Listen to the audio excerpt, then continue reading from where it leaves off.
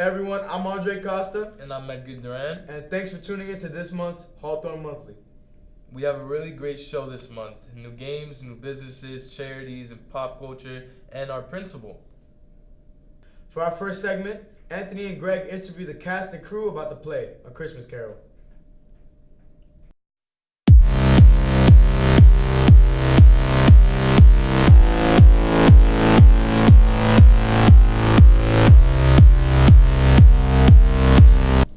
Hello everyone, I'm Anthony Bertolo, and I'm back again for Hawthorne Monthly, and today we're going to interview some of the cast members for this upcoming fall play for A Christmas Carol. I'm Chris Brenna. I'm Nick Manzi. I'm playing Ebenezer Scrooge. And I'm playing Bob Cratchit. Well good, you guys just answered the first question. Alright, hello everybody, my name is Gregory Pietacola, and today I am going to interview the crew, which is Anthony, Alyssa, and I'm gonna ask you guys a few questions. Alright, let's get started. What are you guys charged of managing for the show? Well, I'm in charge of stage management, the stage crew, so everyone who's moving the props on and off the stage and all the sets, that's what I'm in charge of. I'm in charge of managing the lights. So what we're gonna do is we're gonna be up in the balcony, above the audience, and we're gonna light up the show. We have certain light cues that we're gonna work on to make the show look great. Of course it's gonna be great. Alright, what is the show about? The show is about Ebenezer Scrooge's journey through his past, present, and future to be shown the Christmas spirit through three ghosts because he has no Christmas spirit and is mean to just about everybody. Number 2, what does the crew leading up to the show? The crew, before we get down to the nitty gritty, we all kind of just do the same stuff. We all do the same tasks. We all do stuff like painting. We do some scene changes, but not a lot. We do a lot of cleaning. We do a lot of Finding props. Yes, That's a big one. Yes, I've been there and done that. How are the rehearsals going so far? Honestly, I think the rehearsals are going pretty well. It's starting to get to the end of it, so people are getting more in the groove, and sometimes people fool around, but it always comes together in the end. True. I honestly think the show will be really good, and I'm pretty impressed with how it's going so far, especially how this guy's doing, memorizing all his lines as he never leaves stage, so he's doing a good job. I'm very impressed. Yeah. Third question, how long do crew nights last? We usually start at 7:30 and end around 10, so a good That's a long 2.5 time. hours, 3 hours. That's a long time for that. That's Yeah. like 3 hours. And I'm in it too. How intense are the scene change going to be for this show? I think they're gonna be really intense this show because a lot of times it's gonna be there's like 30-second scene changes. Yeah. Because a lot of times the characters will come up front of the stage, the curtains will close, and then we have to change this like really, really fast. Luckily, I'm on lights, so. Yep, you don't have to deal with all that fun stuff. I've been doing that. Do you guys believe that this show will be a fan favorite? I honestly do believe it will be, just because this was one of our shows that is more Christmas related and is like around for the holidays. So I do believe that everyone will enjoy it and be ready for Christmas right after they see it. I also think a lot of kids will enjoy it because sometimes we do shows like The Crucible and 12 Angry Jurors where it's kind of hard to follow, but this is just a nice, easy show that everyone can enjoy and they know the story. When you guys been doing your respective takes, like stage or lights? Ooh. I'm trying to think. Well, I started going into rehearsals when the cast was just supposed to be there to know the scene changes and to help them. So I've been really doing everything that I would be doing since the beginning, pretty much. Well, for people like lights and like sound and costumes, we start doing our stuff like the week before and the week of the show. Wow. So that's when we start getting the motion. I never seen doing that in my life. It's just so mind blowing. What do you guys like most about A Christmas Carol? I think what I like most is kind of just being there and being able to see all the scenes come together. It's really good when we've been working really hard on a scene and just to see it for the first time and just have it all come together just as we wanted it to.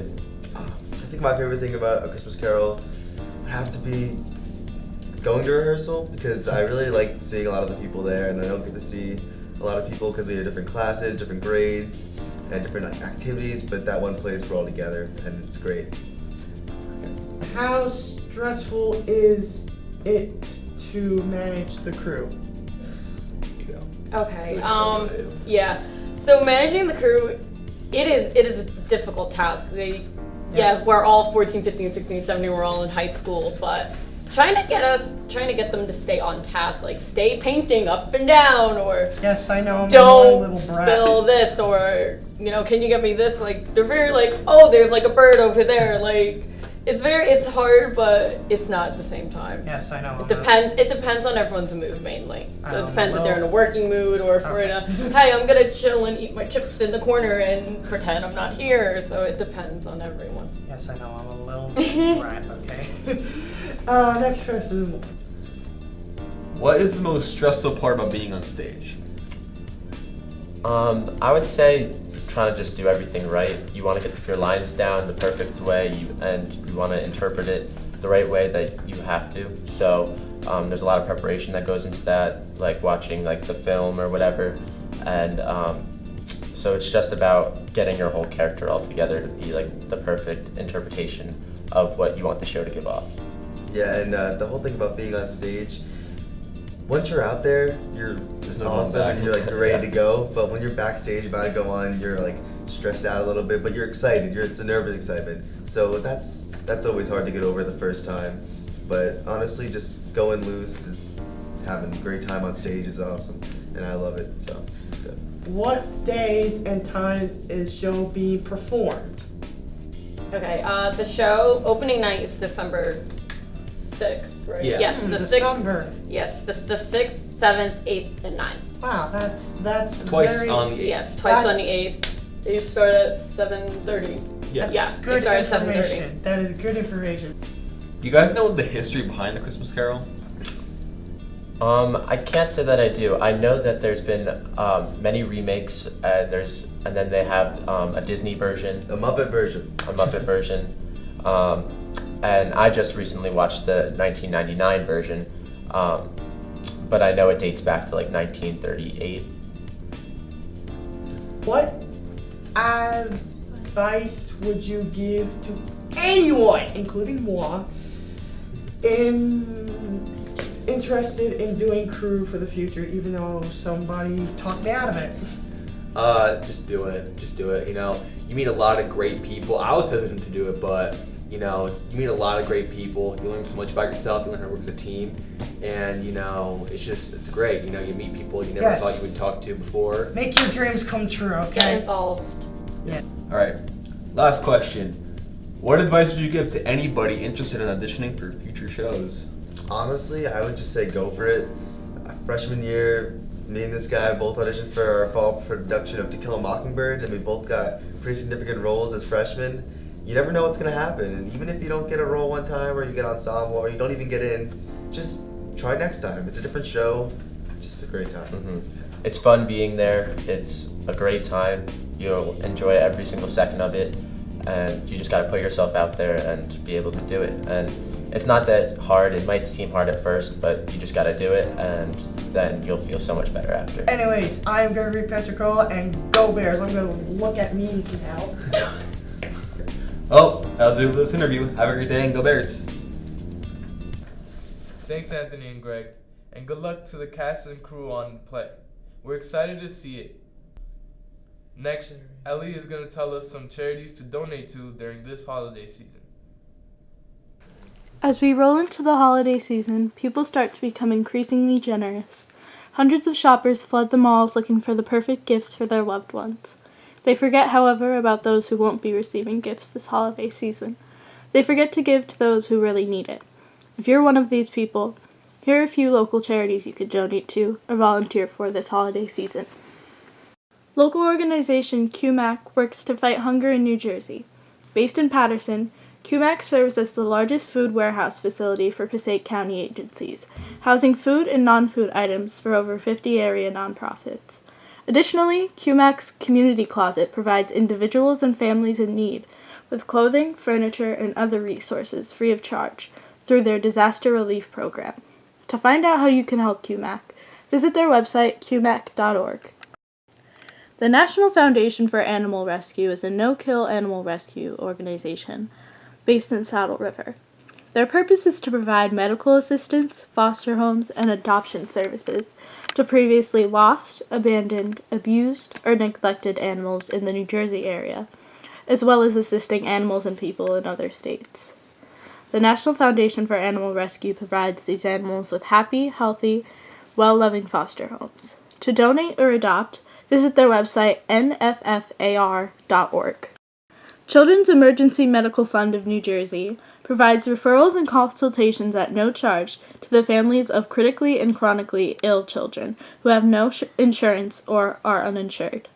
At the Children's Emergency Medical Fund of New Jersey, they like to say that they are in the business of going out of business because they believe that someday all children will have access to quality health care and fundamental social services. Until that day, their pledge is to never turn any child down. Any contributions can be sent to Children's Emergency Medical Fund of New Jersey, P.O. Box 1162, in Maplewood, New Jersey, 07040. We at Hawthorne Monthly hope you look into some of these charities we mentioned today, or even find some other ones we didn't mention. Please consider donating or volunteering this holiday season. You never know whose life could be impacted by a small act of charity. Thanks, Ellie. Those are all really good causes. Feel free to reach out to Ellie and the Broadcasting Club about how you can get involved and donate. Next, Chris, Nick, and Jaden will tell us about new video games to enjoy. Hello everyone, my name is Nick Manzi and welcome to the Video Game Vault, where we will be discussing the newest news in current video game releases and upcoming games. First up is the release of PS4 exclusive Marvel's Spider-Man. Marvel's Spider-Man is an action-adventure game developed by Insomniac Games and published by Sony Interactive Entertainment based on the Marvel comic superhero Spider-Man. The story follows Spider-Man's mission to protect the city as he propels him into conflict with several supervillains such as Wilson Fisk, Dr. Octopus, and the Vulture. It was released worldwide on September 7, 2018. Critics have called it one of the best superhero games ever developed, praising its gameplay, particularly the combat and web-slinging mechanics, graphics, narrative, characterization, and the design of New York City. The game became a commercial success, selling 3.3 million copies in the first 3 days of its release. Next up, Red Dead Redemption 2 is a Western-themed action-adventure game developed and published by Rockstar Games. The story follows Arthur Morgan, an outlaw and member of the Vanderlei gang, and it is a prequel to the 2018 Red Dead Redemption. It is the third entry in the Red Dead Redemption series. The game was released for PlayStation 4 and Xbox One on October 26, 2018. It was universally acclaimed by critics who praised the story, characters, open world, and considerable level of detail. The game generated $725 million in sales from its opening weekend, shipping over 17 million copies in 2 weeks. Our last new release video game is Just Dance 2019. Just Dance 2019 is a dance rhythm game developed by Ubisoft. It was released on October 23, 2018 on the Nintendo Switch, Wii, Wii U, PlayStation 4, Xbox One, and Xbox 360 in North America. It was released on October 26, 2018 in Europe and Australia. The objective of the game is for players to mimic the on-screen dancer's choreography. The dancer who matches the dance most accurately and accumulates the most points wins. Popular songs such as Finesse by Bruno Mars and Cardi B, Havana by Camilo Cabello, and I Feel It Comin' by The Weeknd and Daft Punk are featured, as well as many more great hits. That'll do it for new release games. Now over to Chris with highly anticipated upcoming games. Thanks, Nick. We have a few new games that you should keep your eye out for as they are coming out in the next few months. To start, we follow an action and combat-filled game. Inside Gears 5, the world is crumbling. Humanity's reliance on technology has become their downfall, and enemies are uniting to wipe out all survivors. As Kate, you must journey across the biggest, most beautiful Gears world to uncover the origins of the Locust and fight with your squad to protect what's left. can be played on Microsoft Windows and Xbox One. The release of the game is still yet unknown, so make sure you read all the updates. Next, we come to the game Star Wars Jedi Fallen Order. This tells an original Star Wars story around a surviving Padawan set shortly after the events of Star Wars Episode 3, Revenge of the Sith. This game can be played on all platforms for all to enjoy. Definitely don't want to miss out on this game, which will be releasing around the holidays of 2019. Finally, we follow the most anticipated game we are waiting for. The first game of the series, Anthem, is set to release February 22nd, 2019. Anthem is an upcoming online multiplayer action role-playing video game being developed by BioWare and published by Electronic Arts. Anthem combines third-person shooter and an action role-playing game elements in a continuous open world, shared with up to 3 players in which they take the role of a freelancer donning fully customizable exosuits called javelins. Players can build relationships with various non-playable characters, and there's a special free play where players can explore Anthem with friends or solo to find the unhidden secrets. You must make your own decisions and save the world of Anthem. In Anthem, the graphics are stunning and it has cutting-edge technology. Don't miss out. That's all we have for you today. Tune in next time to get some more info on all your favorite games. This is the Video Game Vault. See you next time. Thanks, guys. Now we know what games to try out.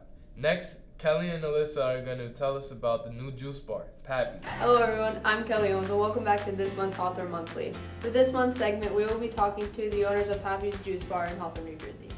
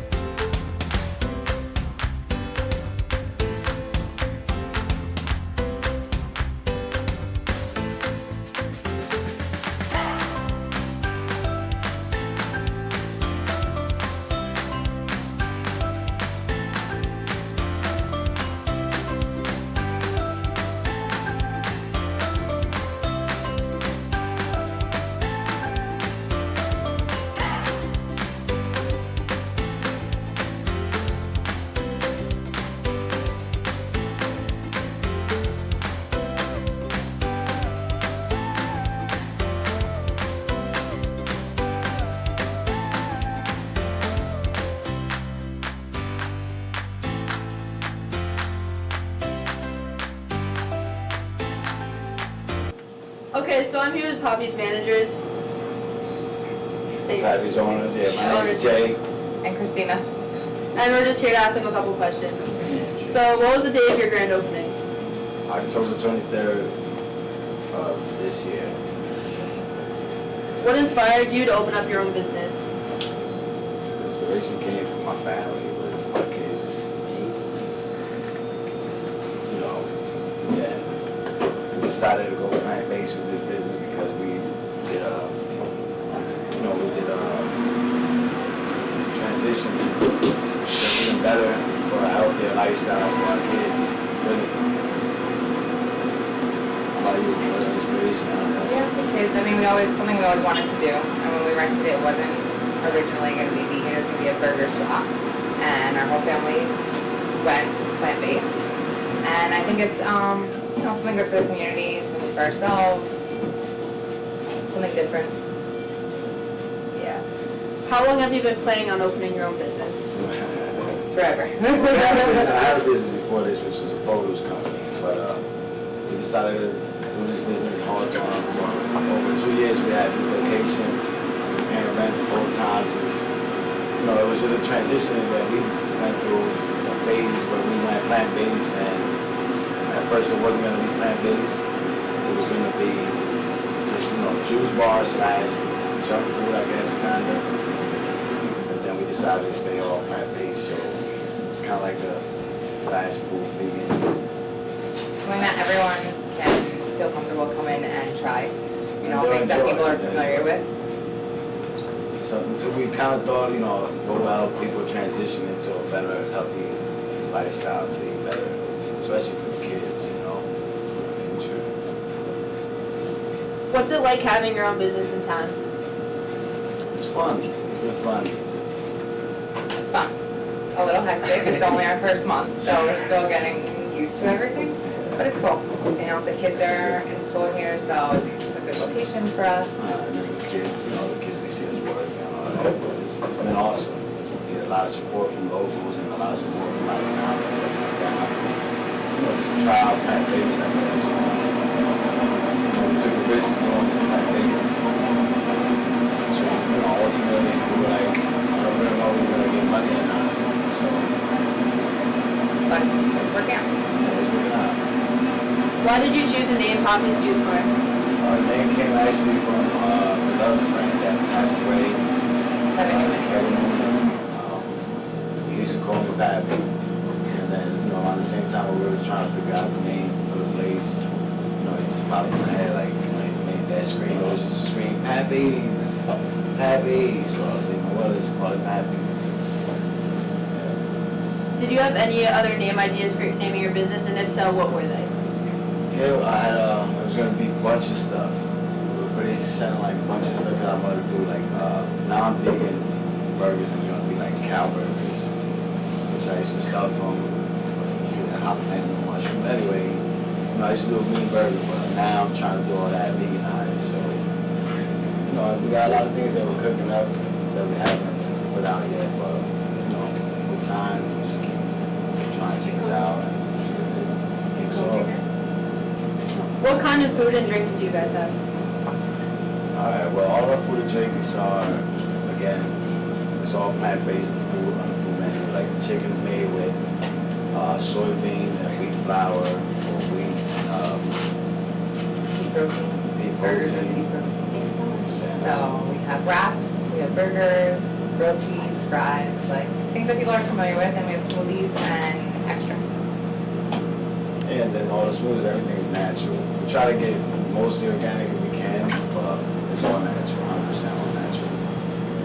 You already answered the question, but do you have any kids, and if so, do they help out? Yes, a lot. We have 3 boys in town. Donald, Nolan, and Andrew. And they do help a lot. Mostly Donald. They all help out. Do you want to expand your business? Yes, we would love to. That's it's a plan, but for now it's just, we're here. We're working on this. We're working on Trying to this. perfect this spot. Yeah, it's just us 2 running this place right now. We get help from our family, from the kids, but we're getting there. We're learning things as we go. Trying to get there. I would like to have a vegan market actually, eventually. That's cool, yeah. Vegan market with food inside. Yeah, that's the dream.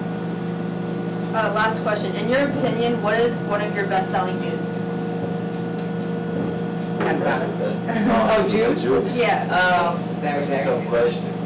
The kids love the berry berry. I know more about the juices because I'm in the farm most of the time, so Yeah, I do. yeah, those love the Battalion blend. I guess because the colors, the bright and pink. And the PBB cup. And No, the they're all big- really all good. good. But I mean, berry berries are number one. Yeah, berry berries are number one. Thank you for letting us interview and come Yes, to anytime. talk to It's you. awesome. Yeah. Thank you for coming. Thank you to the owners of Poppy's Juice Bar for letting us come and interview them. We suggest that you go by and try out their juice. Thank you for watching this month's Hawthorne Monthly, and we hope you tune in next time.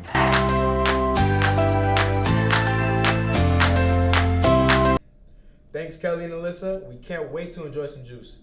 This week, the 2 of us sat down with Mr. Cunningham to get an inside look into our new principal. Hope you enjoyed. It was mad zoomed in.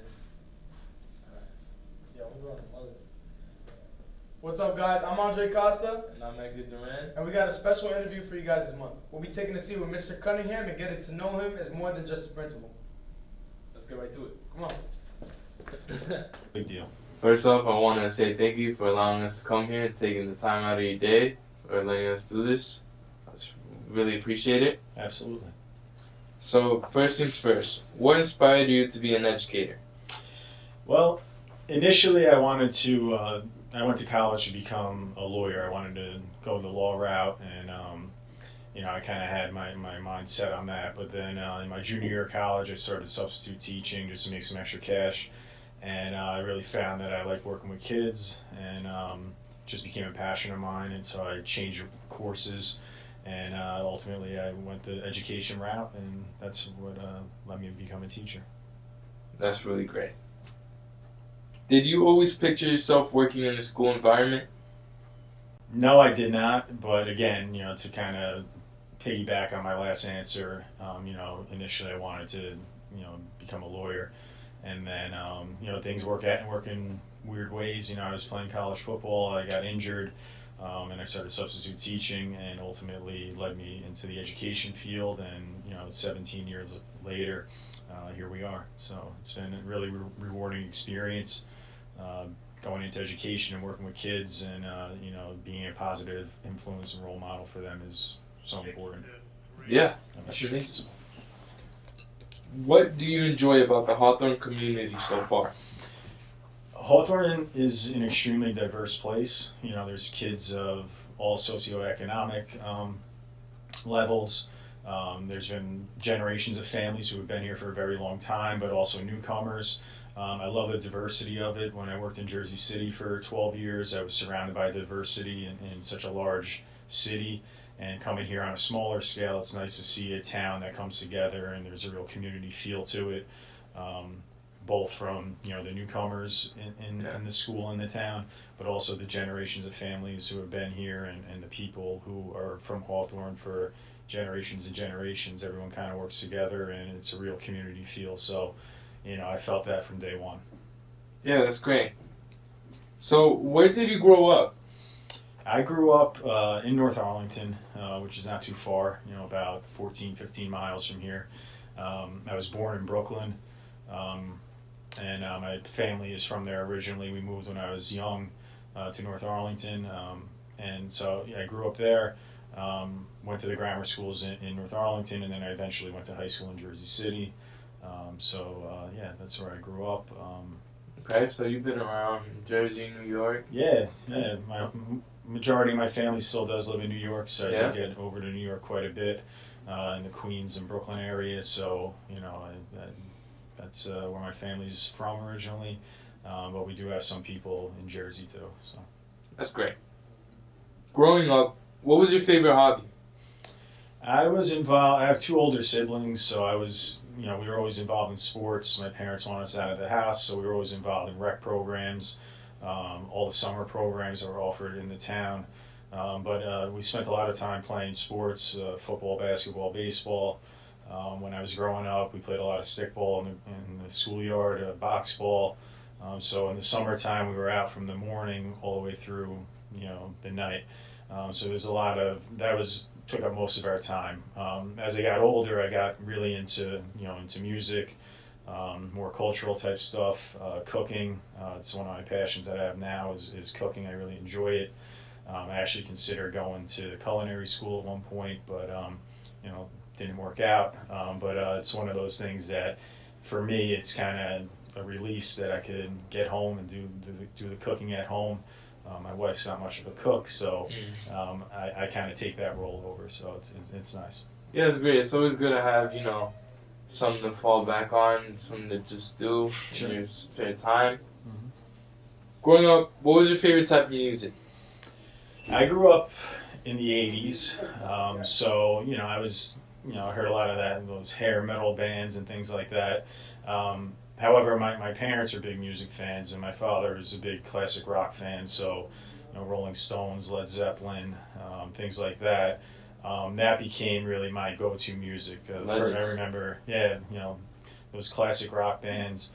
I remember the first CD I ever bought was actually, and I'm dating myself with saying CDs, but it was Led Zeppelin 4, and I had gotten it when I was 13 years old, and I still have that CD to this day.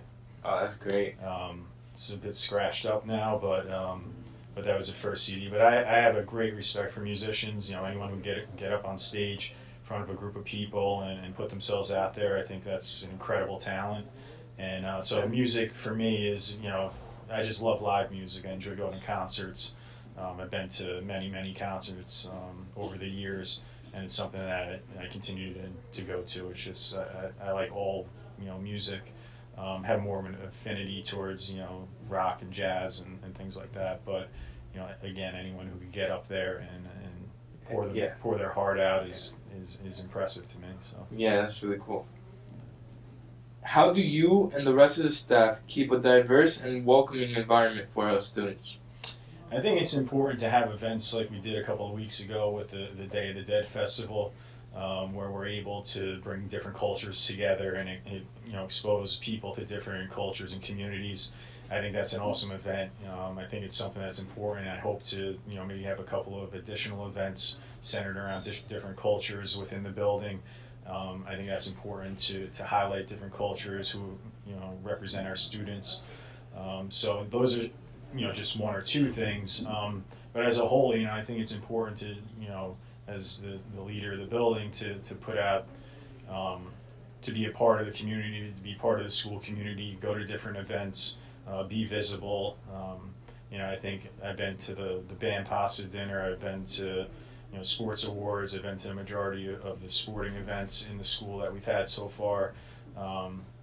So that's what I think is most important, me being out there and being visible and the kids seeing me in a different light, participating in the blood drive, that, just being an active participant in different events that the kids are doing, if I'm able to do it as well, I think that's a good step in the right direction and just to become more engrossed in the school community. Yeah, definitely. As a student, we'd always like to see someone like you as our principal relating to us and being out here with us. Yeah, and it's important for you guys to see me in a different light as opposed to just sitting behind this desk. And, after the blood drive the other day, I was able to sit down and talk with a couple of kids, and we wound up having a 30-minute conversation about movies. So, I want to be approachable. I want to be able to have conversations with you guys. We had a conversation about New York, about a month or two ago, and then we made that connection, and you were able to tell me we went to this spot and that spot, and I think that's what it's about, building relationships and having that communication. So that's what I want, not only from myself, but from the staff and from the students as well. Yeah. If you had one thing to say to all students before we end this interview, what would it be? I would say to get involved. High school goes really quick. I look back at, I've been out of high school for almost 22 years now, and that 22 years has flown by. And, sometimes I think back, I wish I would have done this or I wish I would have done that. I think it's important for kids to put themselves out there, whether, if you're an athlete or you want to be part of a play, or if you want to be behind the scenes in a play, or you want to perform on stage, whatever it might be. I think it's extremely important to get involved and have a good high school experience, because just walking in the building, doing your classes, your academic classes, and going home, you're not getting a full feel for the high school experience. So I think getting involved, doing things like you guys are doing here is so important to make you well-rounded and, really have no regrets moving forward. Do as much as you can, be involved, have different experiences. So I think that's what my message would be to the kids here at Hawthorne. Yeah. Okay. So once again, thank you for your time. Thank you for joining us here, and we really appreciate it. No, it was great. Thank you, Edgar. Appreciate it. He's a cool guy, and we all hope you guys get the chance to know him. For our final segment, Nina and Connor are going to tell us about this month's band's news on Fredo Disco.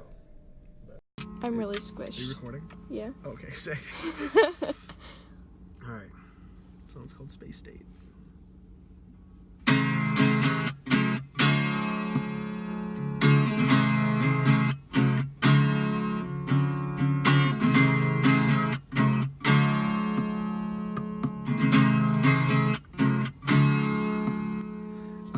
This is Fredo Fosco, the man behind Fredo Disco.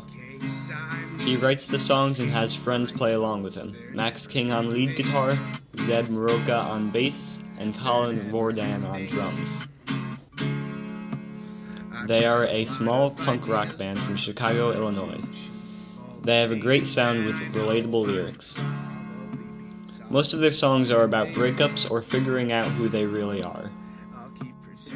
You can hear the inspiration from other bands such as The Front Bottoms, Modern Baseball, Mom Jeans, and Weezer. Their newest album is titled Very Cool Music for Very Cool People, and also features friend Alan Villaba on trumpet. Jimbo is a song from the album, and it has awesome guitar parts that you can't help but love. The first verse is talking about the flaws of this girl, but not addressing it to her because he feels bad, so instead, he goes along with it and tells her how great she looks just to make her happy. The second verse is presumably about their breakup. He acknowledges his unhappiness and is working on himself. Give the second verse and chorus a listen.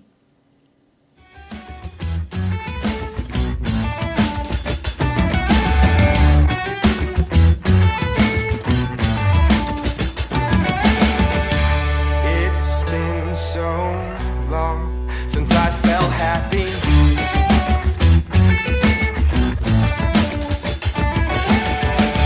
I'm my own doctor, and this is my therapy.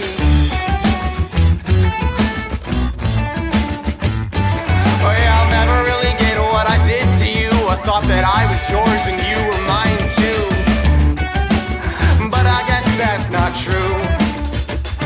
And yeah, I'm working out a way to build up strength. I got my words all good and my head on straight, but still not worth the wait. I don't understand why you gotta hurt me. I'll hold my own hand, 'cause you won't touch me. And I know that I talk too much, and I love too much. Yeah, I love too much. I'm sorry.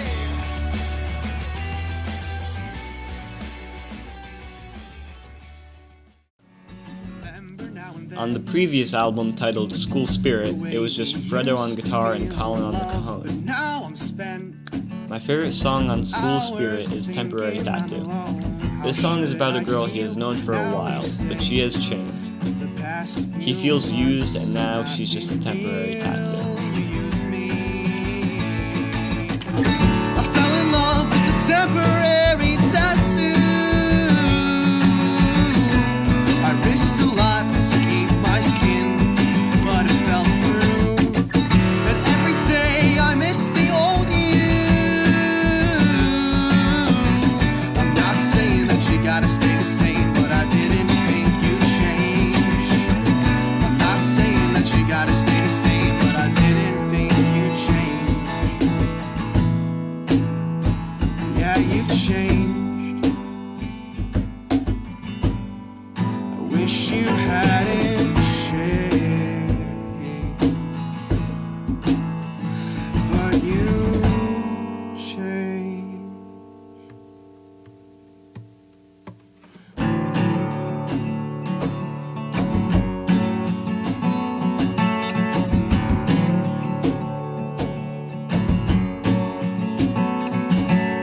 Try and try again. You build me up and you break me down. Life is bland.